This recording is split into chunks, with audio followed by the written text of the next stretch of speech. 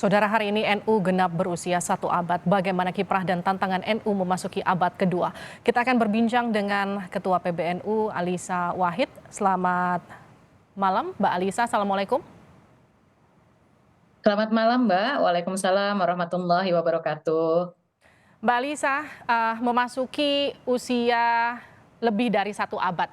Apa tantangan utama NU di masa mendatang? Tantangan NU di masa mendatang ada beberapa ya. Yang pertama untuk memperkuat jam'iyah organisasi NU sendiri. Lalu kemudian yang kedua adalah menghadapi berkembangnya keberagamaan, terutama dalam hal ini keberagamaan Islam itu yang tidak selaras dengan apa yang selama ini dihidupkan di Nahdlatul Ulama, yaitu dengan menganut atau mengikuti paham Ahlus Sunnah wal Jamaah. Banyak sekali paham-paham yang itu nanti mereka seperti tadi disampaikan, mereka yang memperjuangkan khilafah Islamiyah misalnya itu tentu bertentangan dengan apa yang selama ini dicita-citakan oleh Nahdlatul Ulama. Mereka yang beragama secara eksklusif artinya membuat jarak antara kami sebagai orang umat Islam dengan orang lain yang beragama yang berbeda, itu tentu saja berbeda dengan apa yang dipraktikkan oleh Nahdlatul Ulama yang menganut ukhuwah basyariah atau persaudaraan kemanusiaan maupun ukhuwah watoniyah, persaudaraan sebangsa sesama warga bangsa Indonesia. Jadi ini dua tantangan yang terbesar. Yang pertama di dalam organisasi, dalam hal ini memperkuat organisasinya untuk melayani jamaah agar jamaah NU menjadi lebih sejahtera, menjadi lebih berkualitas, menjadi lebih maju. Dan yang kedua adalah menghadapi tantangan tadi keberagamaan itu sendiri. Oke, Mbak Alisa, bicara Ya. soal khilafah yang kemudian diyakini akan memicu banyak kekerasan begitu. Bagaimana NU memastikan jutaan umatnya kemudian akan satu suara seperti yang tadi Mbak Alisa katakan. Bagaimana memastikan ini dengan jutaan umat yang katakanlah ada di bawah NU?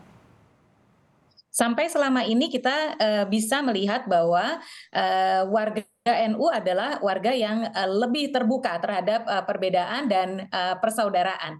Jadi misalnya keputusan Nahdlatul Ulama pada tahun 2019, para alim ulama ketika menyatakan bahwa dalam negara republik istilah kafir itu tidak bisa digunakan untuk mengadres hak-hak kewarganegaraan. Jadi warga negara Indonesia itu ya setara di dalam konstitusi, setara di dalam ajaran Islam juga setara dalam konteks kehidupan kenegaraan, begitu ya. Artinya tidak boleh kemudian orang Islam menuntut haknya lebih gitu dibandingkan dengan warga negara yang lain. Nah, cara-cara seperti ini memang sangat kuat hidup di dalam NU. Jadi kita bisa melihat bahwa sampai saat ini rembesan atau infiltrasi terhadap warga NU terkait dengan eksklusivisme maupun ekstremisme beragama itu cenderung lebih kecil dibandingkan dengan kelompok-kelompok yang lain. Tetapi kita tentu tidak boleh lengah, karena itu bahkan justru NU ini memiliki panggilan untuk tidak hanya mempertahankan warga NU seperti Mbak Livi tanyakan tadi, Mhm. tetapi juga berkontribusi terhadap bangsa Indonesia. Oke. Jadi tidak hanya melindungi warga NU, tapi juga melindungi warga bangsa Indonesia. Mbak Alisa, ini di tengah harlah 1 abad NU, Ketua Umum NU Gus Yahya ini kan menyatakan mengeluarkan seruan NU untuk kembali ke hitahnya di tahun 1926 dan tidak terlibat politik praktis. Ini jadi pertanyaan yang menurut saya menarik, kenapa ini dimention tidak terlibat politik praktis. Apa yang kemudian ingin dibawa NU di tahun politik ini?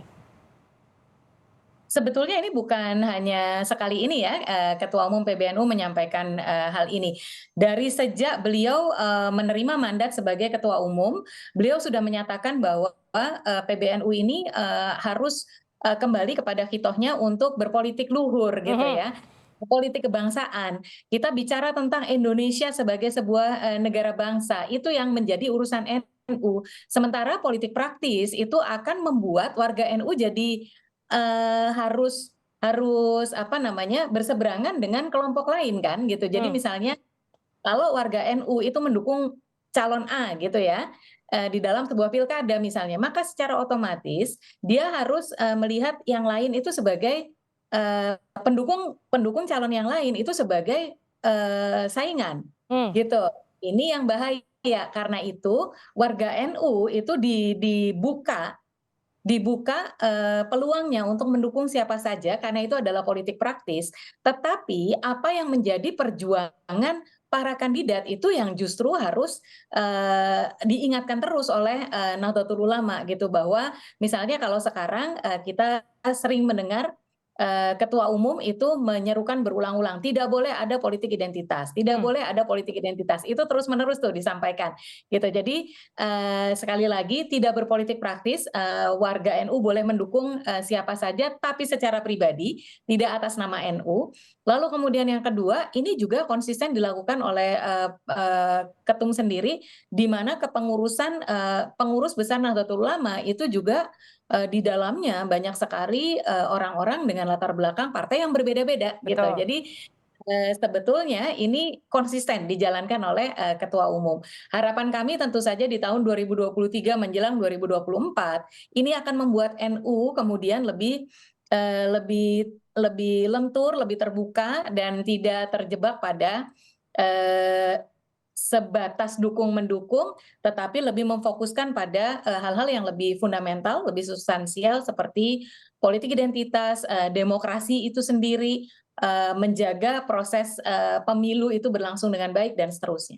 Oke, Mbak Lisa, pertanyaan terakhir saya memasuki tahun politik ini kemudian dihadiri oleh sejumlah elit politik di acara Harlah NU ini. Bagaimana kemudian NU menyikapi upaya-upaya untuk kemudian menarik suara atau simpati dari umat NU terhadap arah partai politik tertentu?